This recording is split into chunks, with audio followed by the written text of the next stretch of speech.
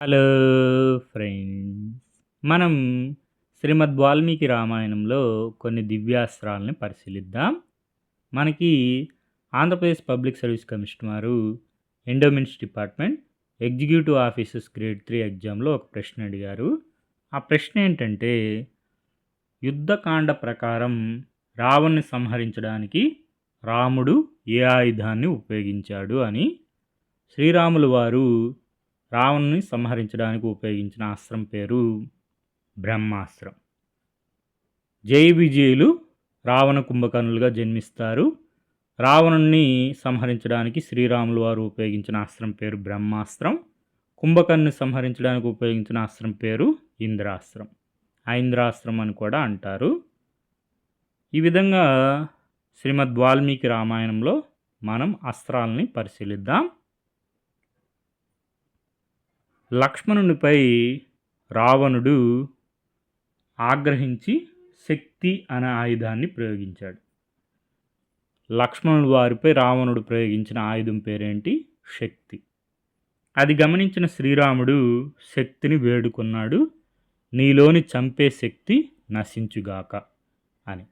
అంతే, అది ప్రాణశక్తిని కోల్పోయింది.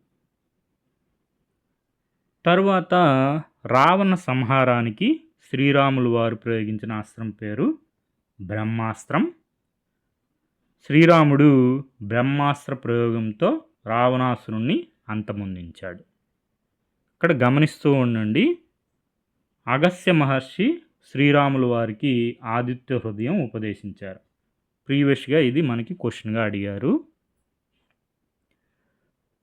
మనం ఈ క్వశ్చన్ డిస్కస్ చేసాం. Match the astras administered by Srirama and asuras. అసుర అస్త్ర ఇచ్చి మ్యాచ్ చేయమన్నారు. మారీచ సీతేష్ను మానవాస్త్రం, సుబాహు ఆగ్నేయాస్త్రం, కుంభకర్ణ ఇంద్రాస్త్రం, రావణ బ్రహ్మాస్త్రం. డీకి 2, ఏకి 3 ఉండే ఆప్షన్ ఒకే ఆప్షన్ ఉంది. Option 3 answer. కుంభకర్ణుణ్ణి సంహరించడానికి శ్రీరాములు వారు ఉపయోగించిన అస్త్రం పేరు ఐంద్రాస్త్రం. ఐంద్రాస్త్రంతో కుంభకర్ణుని శిరస్సును ఖండించి శాశ్వత నిద్రలోనికి పంపారు శ్రీరాముడు. తరువాత బాలకాండలో రామలక్ష్మణుడు సహితుడై విశ్వామిత్రుడు సిద్ధాశ్రము చేరుకున్నారు. సిద్ధాశ్రమంలో విశ్వామిత్ర మహర్షి ఒక యజ్ఞం చేస్తారు. ఎన్ని రోజులు? 6 రోజులు. ఆ యజ్ఞ రక్షణకు రామలక్ష్మణుల వారు ఉంటారు. అప్పుడు మారీచ సుబాహులు అనుచరులతో వచ్చారు. యజ్ఞ వేదిక పరిసరాలు రక్తవర్షంతో తడిసి ముద్దయ్యాయి. రాముడు సీతేష్ణువు అన్న మానవాస్త్రాన్ని మారీచుడిపై ప్రయోగించారు. దాని దెబ్బకి మారీచుడు 100 యోజనాల దూరం ఎగిరి సముద్రంలో పడిపోయాడు. స్పృహ కోల్పోయి గీరా గీరా తిరుగుతూ కొట్టుకుపోతున్నాడు. మరు నిమిషంలో ఆగ్నేయాస్త్రంతో సుబాహుని వక్షస్థలాన్ని వ్రక్కలు చేశారు. వాయువాస్త్రంతో మిగతా రాక్షసుల పనిపట్టారు. రాక్షస బాధ తొలగింది. యజ్ఞం నిర్విఘ్నంగా జరిగింది. విశ్వామిత్రుడు సంతోషించాడు. సమర్థులైన శిష్యులను చూసి ఏ గురువు సంతోషించడు. తర్వాత లక్ష్మణులు వారు ఇంద్రజిత్తుని సంహరిస్తారు. ఏ అస్త్రంతో అంటే ఐంద్రాస్త్రంతో. ఐంద్రాస్త్రమును ప్రయోగించి ఇంద్రజిత్తు తలను నేలరాల్చాడు లక్ష్మణుడు. శ్రీరాముడు లక్ష్మణ్ణి మెచ్చుకున్నారు. తరువాత మనకి నాగాస్త్రం గురించి ఉంటుంది. ఇంద్రజిత్తు నాగాస్త్రాన్ని ప్రయోగిస్తారు. ఇంద్రజిత్తు అసలు పేరు మేఘనాథుడు. ఇంద్రుని జయించి ఇంద్రజిత్తు అవుతారు.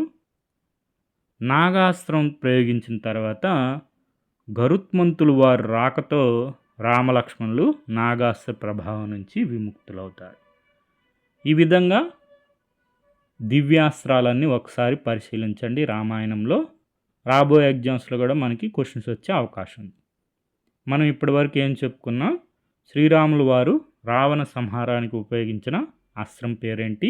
బ్రహ్మాస్త్రం.